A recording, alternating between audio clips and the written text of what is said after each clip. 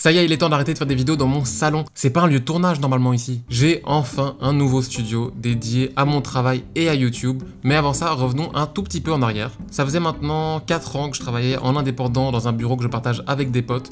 4 ans de travail à faire des identités graphiques, des créations de logos, des posters, des affiches de festivals, des sites internet aussi. Enfin, j'ai fait pas mal de choses différentes. Après 1 an et demi dans ce bureau, en février 2018, j'ai commencé à travailler sur mes premières vidéos YouTube dans le premier décor. Waouh, à cette époque-là, j'avais encore les cheveux longs attachés. Ensuite, il y a eu le Covid, le confinement, vous connaissez. J'ai commencé à tourner mes vidéos ici dans mon salon et ça allait enfin maintenant changer.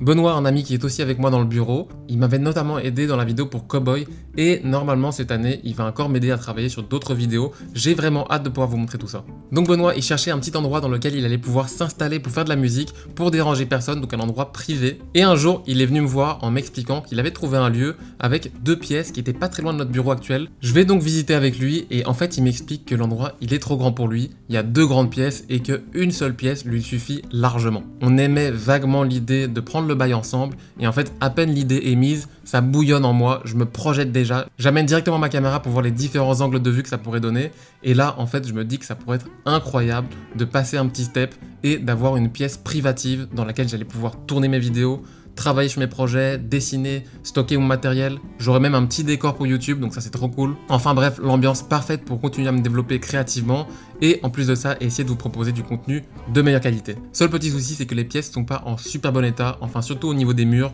Il y a des trous, il y a des clous, des scotch, il faut tout repeindre, il faut colmater des trous. Et donc là, en février, on commence les travaux de rénovation.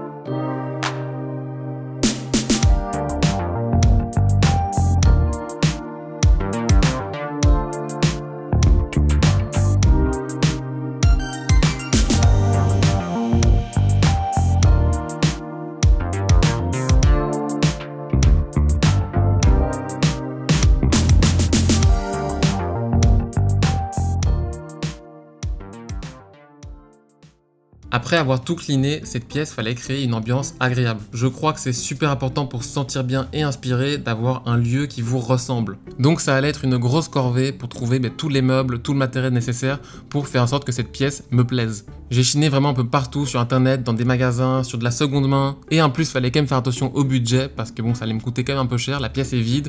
Et pour l'instant, YouTube ne m'a pas encore rendu riche. Je crois qu'il y a un bug quelque part. Pour la pièce, je voulais un look un petit peu rétro, 70s, presque un peu californien en fait. Et du coup, comme d'habitude, j'ai créé un petit moodboard. Parce que oui, les moodboards ne servent pas uniquement dans le secteur du graphisme, ça sert vraiment dans tous les domaines créatifs en fait. L'illustration, la création de clips, de films, la mode, les identités graphiques et évidemment la décoration aussi. Donc voilà le moodboard assez coloré, un petit peu années 70 comme je le disais, et surtout des plantes. C'est tellement important d'avoir des plantes dans une pièce, ça ajoute tellement de vie. Ici dans mon appartement c'est un 50 mètres carrés et je dois bien avoir une trentaine de plantes. Bon et pour ce style je crois pas que ça va étonner ceux qui me suivent depuis longtemps, je pense que vous commencez à connaître un petit peu mes goûts. Pour le bureau, bon malheureusement j'ai pas pu filmer toute cette séquence parce que j'avais oublié tout mon matériel ce week-end là, mais j'avais été avec ma maman chercher une planche de 2,40 m qu'on a découpée, qu'on a vernie et qu'ensuite on a posé sur des tréteaux. D'ailleurs merci à ma maman qui m'a pas mal aidé pour ce bureau. Et en fait après quelques semaines je me suis rendu compte que les tréteaux c'était chiant en fait. On s'est rien rangé et surtout c'est super chiant pour déplacer le bureau. Donc je me suis dit il faut absolument que j'aille choper des petites armoires avec des tiroirs et surtout des roulettes. Comme ça quand je suis en tournage je peux déplacer hyper facilement mon bureau. Donc j'ai été chez Ikea, j'ai chopé 2 petites armoires et je les ai fixées à mon bureau. Bien plus pratique, j'aurais dû faire ça depuis le début. Ensuite évidemment un canapé pour les petites siestes, c'est très important. Et puis accessoirement aussi pour pouvoir accueillir les différents invités qui vont venir, mais plus pour la sieste. À un moment j'ai fait une petite fixette et je voulais absolument choper un canapé en velours vert. Bon, choix un petit peu étonnant, mais j'ai eu une vision et je trouvais que ça allait super bien coller avec l'esthétique que je voulais donner au bureau. Et en plus, ça allait accentuer ce côté un petit peu rétro années 70. Évidemment, de nos jours, pas super simple de trouver un canapé en velours, mais après plusieurs semaines de recherche, j'ai enfin fini par trouver ce canapé, que je trouve vraiment magnifique. Et surtout, il correspondait aux dimensions que je cherchais. Parce que l'endroit où j'allais mettre le canapé, c'est un endroit super étroit et la plupart du temps, je trouvais des canapes qui étaient ou bien trop petits ou bien trop larges. Donc là, j'ai vraiment eu de la chance, je suis hyper content. Et en plus de ça, il est confortable. Donc il y aura moyen de faire des belles siestes dedans. Ensuite, j'ai installé une armoire et des petites étagères au mur sur lesquelles j'allais pouvoir installer des plantes, de la décoration, des bouquins, des petites lampes. Un store vénitien parce qu'en fait, les deux pièces, elles sont séparées par une vitre. Et je suis pas super chaud quand je tourne mes vidéos d'avoir la petite tête de Benoît là qui m'observe pendant que je tourne. Ça risque de poser un peu problème. Et pourquoi un store vénitien? Je me suis dit qu'avec ce type de store, ça pouvait être génial de mettre une lumière de l'autre côté et en fait de faire passer des petits rayons de lumière à travers les lattes. Ça peut vraiment créer une petite ambiance un petit peu cinématographique. Donc ça sera expérimenté plus tard. Ensuite, j'ai eu un énorme souci, c'est que je trouvais pas de commode qui avait les bonnes dimensions, la bonne couleur, le style qui allait aller avec la pièce. J'ai été pendant plusieurs semaines tous les jours sur Marketplace. Il y en avait un, mais elle correspondait pas du tout au style que je voulais pour le studio. Jusqu'au jour où un ami m'a parlé du site Tilco, une marque qui fait des bibliothèques, armoires et commodes sur mesure. Et donc je me suis dit pourquoi pas essayer de contacter la marque,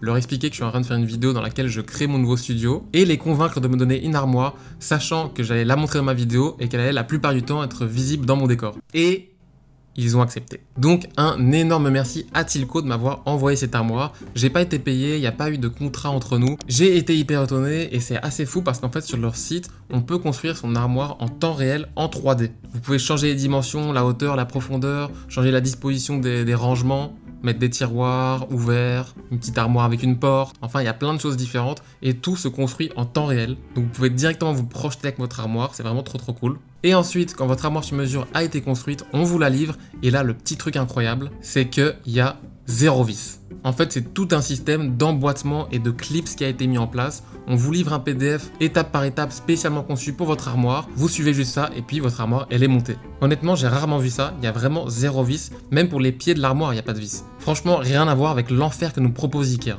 Et puis évidemment, la commode est vraiment canon, elle va trop bien avec la pièce, c'est du super bois, de la très bonne qualité. Je suis vraiment hyper content, donc encore une fois, un énorme merci à Tilco. Vous pourrez retrouver en description leur lien vers leur site web si ça vous intéresse. Bon, on a le bureau, ah oui, je vous ai pas expliqué, mais il y a aussi un tapis orange que j'ai installé. On a le canapé, on a les étagères, l'armoire, la commode. Maintenant, il manquait évidemment les plantes. Pour l'instant, je crois qu'il y en a 6-7, mais il est possible que j'en rajoute encore. Et donc maintenant, je pense qu'il est temps d'aller là-bas et de vous dévoiler le décor en entier. Dites adieu à ce décor. Normalement, vous ne devriez plus le voir. Vous n'aurez plus accès à mon espace intime. Quoique je stream encore ici, en fait.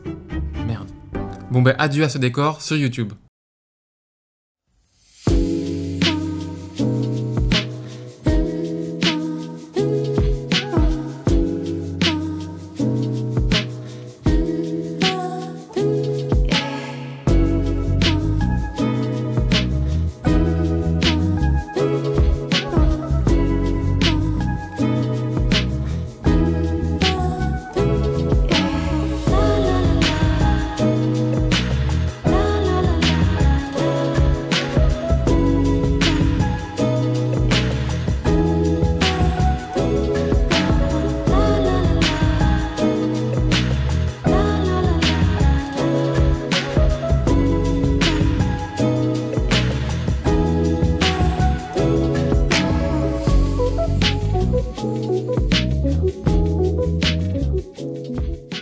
Donc voilà mon tout nouveau studio et le nouveau cadre de la chaîne YouTube. J'espère qu'il vous plaît. Je le découvre un peu en même temps que vous parce que je viens pour la toute première fois de poser la caméra. Ça a l'air d'être plutôt pas mal. À mon avis, il y a des changements qui vont être faits au fur et à mesure évidemment. Je vais sûrement rajouter des petits éléments de décoration, modifier les lampes qui sont là-bas. Vous avez aussi pu voir que j'ai un cadre sur mon meuble juste ici. Il n'y a encore rien à l'intérieur et c'est justement le sujet de la prochaine vidéo. Je vais designer quelque chose et ensuite on va aller chez l'imprimeur et encadrer tout ça. Et peut-être aussi l'accrocher au mur d'ailleurs. Ça donnerait mieux comme ça en fait. Genre, comme ça sera mieux, ouais. En tout cas, je suis super excité de commencer à tourner les prochaines vidéos sur la chaîne. Tout ça, c'est en partie grâce à vous. On a passé il n'y a pas longtemps la barre des 200 000 abonnés. Donc, je tiens vraiment à tous vous remercier. Et j'en profite également pour vous annoncer qu'à partir de maintenant, je vais être youtubeur à temps plein. J'arrête de bosser en freelance et je me consacre à 100% aux vidéos. Et donc, je vais faire une année test où je vais me consacrer à 100% à YouTube.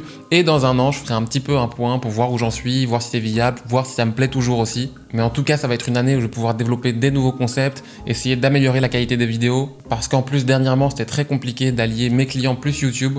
En fait, ça devenait très chronophage, je faisais presque plus que ça. Donc là, je vais pouvoir avoir un rythme de vie un peu plus sain. Donc évidemment, encore un énorme merci à vous tous. Merci également à Tilco qui m'a filé cette superbe étagère. N'hésitez pas à aller dans la description pour aller voir leur site. Donnez-moi vos avis dans les commentaires au sujet du nouveau studio, je me ferai un plaisir de lire tout ça. N'oubliez pas de liker et de vous abonner à la chaîne si ce n'est pas encore fait. Et moi je vous dis à bientôt dans une prochaine vidéo. Ciao!